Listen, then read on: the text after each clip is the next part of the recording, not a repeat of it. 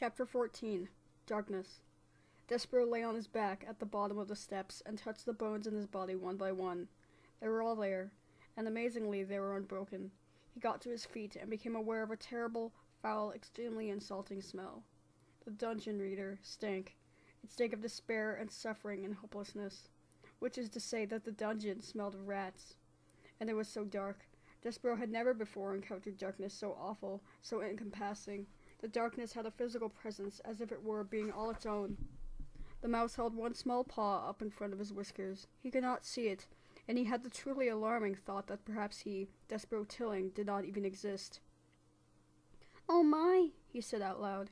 His voice echoed in the smelly darkness. "Perfidy," said Despereaux, just to hear his voice again, just to assure himself that he did exist. "P," said Despereaux, and the name of his beloved was immediately swallowed up by the darkness. He shivered, he shook, he sneezed, his teeth chattered, he longed for his handkerchief. He grabbed hold of his tail.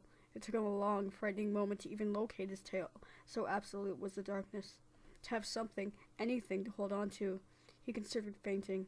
He deemed it the only reasonable response to the situation in which he found himself, but then he remembered the words of the Threadmaster: honor, courtesy, devotion, and bravery. "I will be brave," thought Despereaux. "I will try to be brave like a knight in shining armor. I will be brave for the Princess P."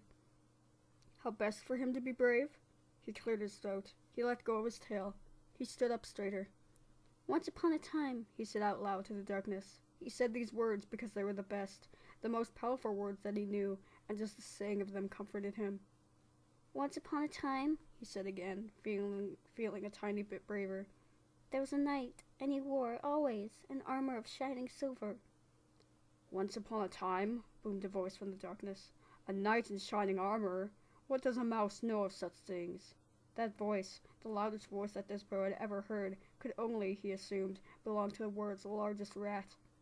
Despereaux's small, overworked heart stopped beating, and for the second time that day, the mouse fainted.